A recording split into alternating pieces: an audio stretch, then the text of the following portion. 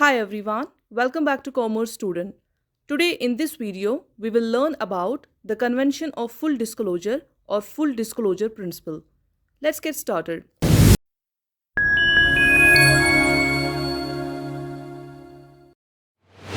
So what is the convention of full disclosure? See, it's very simple to understand. This convention itself implies full disclosure. It's all about the transparency of financial records. Okay?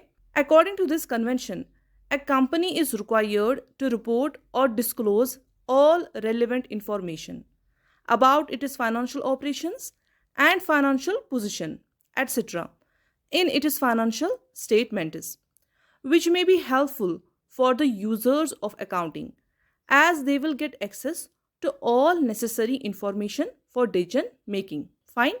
Now, a question may arise in your mind: what is relevant information? See, relevant information is an information that contains material factors. Material factors are those factors which may influence or affect the decisions of users of financial statements, which are investors, creditors, suppliers, and so on. Let's say there's an investor who wants to invest in our company. Suppose. Now, what will be the material factor for him that will influence his investment decision? Whether he will invest or he will skip. Something like that.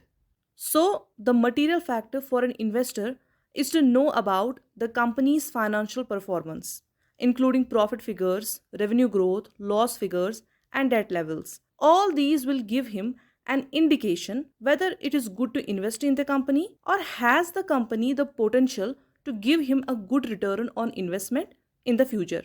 So this is what I was talking about, material factors that make up the relevant information. Okay?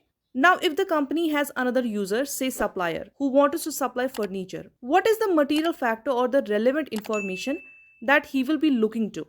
For the supplier, the material factor is not these profit or loss figures because he has nothing to do with investment, rather has to supply furniture. And that's why he may be interested to know about the specifications of furniture required, like the brand of furniture, its quantity, price, something like these. Fine?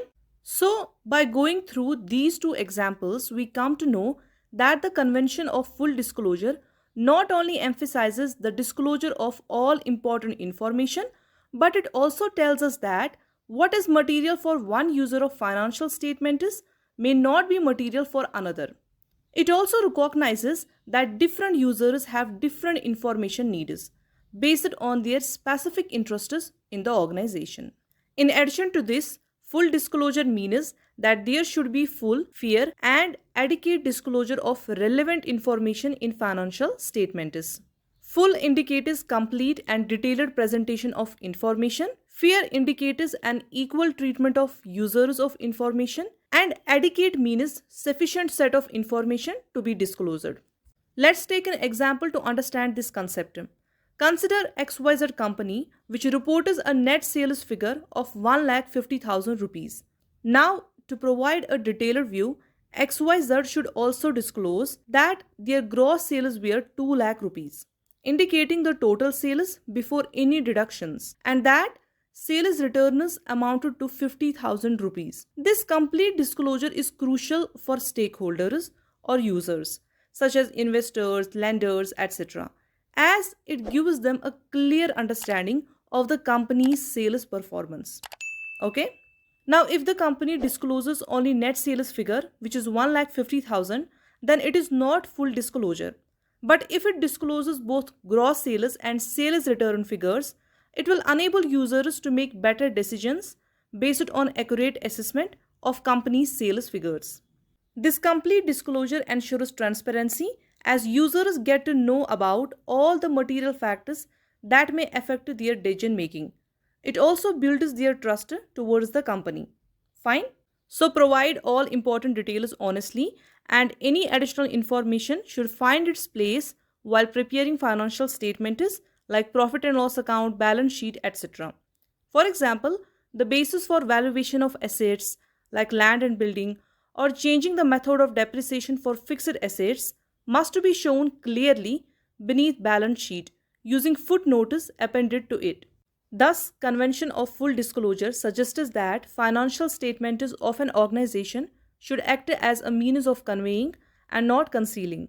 But if a company manipulates this convention, it will lead to window dressing. That is, the practice of hiding true financial health of a company by deceiving the users, which ultimately leads to loss of trust and reputation in the market. So this is all about full disclosure principle. And that's it for today's video. If you found it useful, give it a like, share it with others, and please subscribe to my channel. Press the bell icon for future notifications. See you in next video.